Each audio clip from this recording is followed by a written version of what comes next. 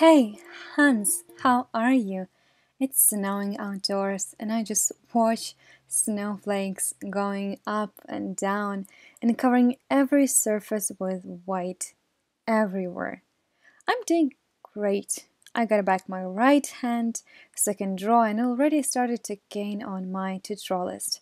In a wicked way, I was happy to have that alone doing nothing time because I fall into silent moods from time to time, and I need to take care of myself, so I try really hard to stick to any sort of schedule or consistency because every time I go out in public, whenever it's internet or live, it's after I cleaned and cleared my mind enough to bring the best parts of me.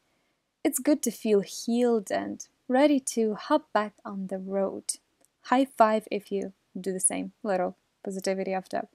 And about today. Today is the fan art of Castiel from Supernatural in dedication to 13th season and Cass coming back to life. Spoiler alert!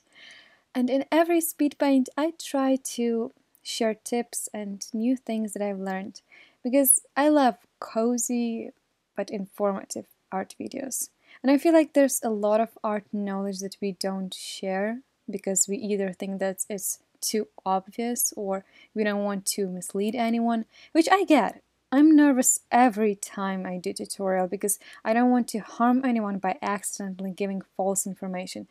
But it's okay to make mistakes, and either way, we always need to take any sort of knowledge with a grain of salt, and any kind of information is more valuable for me than no information at all.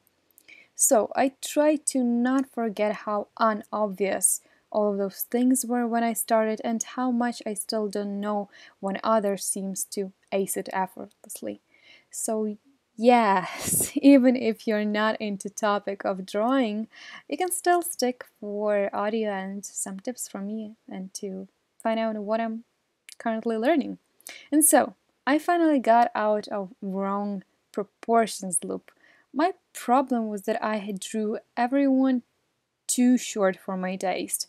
At first, I didn't realize what exactly was not right. Sometimes I just cannot see my own art with my own eyes.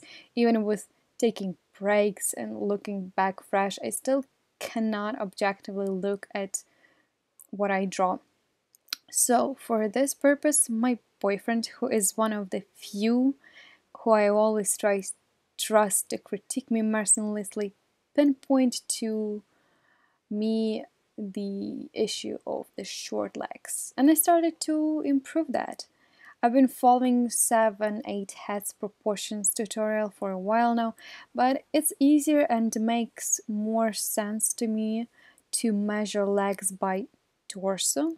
Like I found this anatomy tip about how leg length is twice of a torso length. But before sitting down to actually practice, I went on checking what relations of torso with legs do my other artists do. I was looking specifically at those who have similar art style to mine or those who have art style that I'm working up to. And this Castile is one of the few that are among my little victories. Also, keep in mind that lengths depend on whether your character is bending legs or standing tall, and when he sits, you need to keep those proportions but bend the lengths forward and backwards, which in 2D is just making them longer or shorter depending on situation. And I will leave an awesome foreshortening video for you in the description, so check if you're curious about the topic. Also, I need to say that there is no such thing as wrong proportions in stylized art if they are made by choice. Like lately, I've been discovering a lot of artists who have like crazy proportions with huge heads and huge feet, and I was amazed by their art style because even if the proportions were off for a normal human being, it still looked fabulous. So to guide yourself, pick a couple of favorite artists and compare how they draw humans and which proportions rate do they use. Because it's important to decide what is your desired art style for drawing figures. and look up to people who already figure out similar ones.